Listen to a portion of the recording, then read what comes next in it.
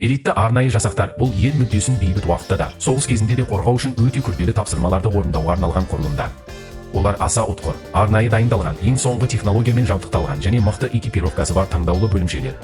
Сонымен назарларыңызға әлемдегі ең элитті 5 арнайы жасақты ұсынамыз. Бастайық.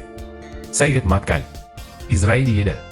Бұл арнайы жасақ 1957 жылы Авраам Арнан есімді офицердің бастамасымен құрылған. Израильдің бұл 269 бөлімшесін құру кезінде британдық әйгілі САС спецназының дайындық әдістері мен операциялық тактикасы негізге алынды. Олар туралы сәл кейінірек айтамыз. Сайрет Маткальдың нақты сарбаз санымен орналасқан жері қатаң құпия сақталады. Ашық ақпарат көздерінде отрядтың ішкі құрылымы туралы да нақты деректер атымен жоқ. Бөлімшенің негізгі міндеттері: терроризмге қарсы күрес, терең барлау, кепілге алынғандарды құтқару. Израильдік спецагенттер өз ісінің нағыз хакерлері. Бұл элитті жасақтың қатарына қосылу үшін шақырылған сарбаздар 18-19 айға созылатын өте ұзақ әрі қатал дайындық курсынан өтеді. 269 бөлімшенің ең дыбысы шыққан операцияларының бірі Угандадағы Энтебе әуежайында лаңкестер басып алған Air France Company ұшағының жолаушыларын құтқару болды. Нәтижесінде 106 кепілге алынған адамның 102-сі аман-есен босатылды.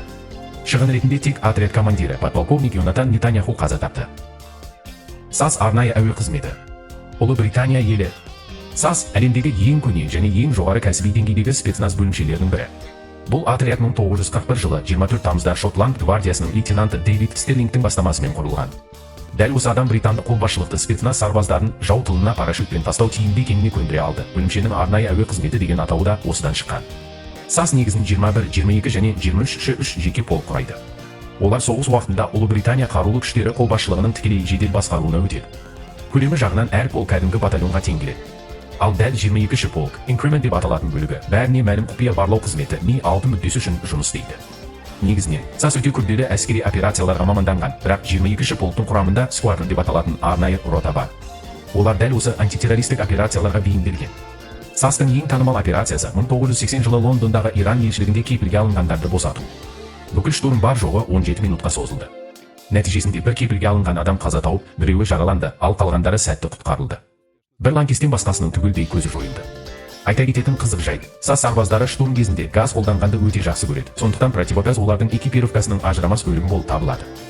GSI-9. Германия елі. Бұл бөлімше 1973 жылы қыркүйекте Мюнхендегі Олимпиада ойындарында спортшылар лаңкестердің қолынан трагедиялық жағдайда қаза тапқаннан кейін тура бір жыл өткен соң құрылды.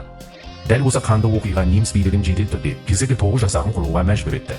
GSI-9 атауы Grenzschutzgruppe 9, яғни шекара күзет тобы дегенді білдіреді. Ал 9 санының таңдалу себебі қарапайым. Ол кезде Батыс Германияның шекара қызметінде 8 тұрақты пограничниктер тобы болған еді. Бұл 9-шысы болды. Дайындыққа келетін болсақ, мұнда бәрі өте қатал. 22 апталық оқу курсы 13 апталық базалық дайындықтан және 9 апталық біліктілікті арттырудан тұрады. Қатаң медициналық тесттерден бөлек минималды физикалық талаптар бар. 5000 метрге жүгіру 23 минуттан аспауы тиіс. Ұзындыққа секіру кемінде 4 метр 75 сантиметр. Статистика бойынша 5 үміткердің тек біреуі ғана бұл курстан сәтті өтеді. Бұл таңғаларлық жағдай емес. GSI-9-дың ең танымал операцияларының бірі Сомалиде ұшақта кепілге алынғандарды босатуға арналған сиқырлы от Operation Magic Fire операциясы. Операцияға бар жоғы 7 минут қана уақыт кетті. Нәтижесінде барлық кепілге алынғандар құтқарылып, лаңкестер ликвидацияланды, ал неміс спецназы ешқандай шығынсыз оралды. SEAL Team 6. Америка құрама штаттары. Бізге морский котики деген атпен жақсы таныс. Команданың негізгі қызметі кепілге алынғандарды босату және адамзатқа қарсы қылмыс жасаған, әскери қылмыстарға қатысы бар күдіктілерді, сондай-ақ халықаралық лаңкестік ұйым мүшелерін қолға түсіру. ST-6 отряды қарапайым спецназдың қауқары жетпейтін ең күрделі әлейлі тапсырмаларға ғана жіберіледі. Бұл сарбаздар жоғары жауынгерлік шеберлігімен және тапсырма орындау кезіндегі қажетті қатыгездігімен ерекшеліктенеді. ST-6-ның ең танымал операциясы 2011 жылы Аль-Каида жетекшісі Усама бен Ладеннің көзін жою болды. ST-6 туралы ақпараттың басым бөлігі құпия сақталады, және олардың қызметінің егжей-тегжейі ресми деңгейде ешқашан ашық талқыланбайды. Альфа. Ресей елі. Альфа арнайы жасағы алғаш рет КСРО КГБ-сының 7-ші басқармасында Юрий Андроповтың бастамасымен Мюнхен Олимпиадасындағы трагедиядан кейін құрылған.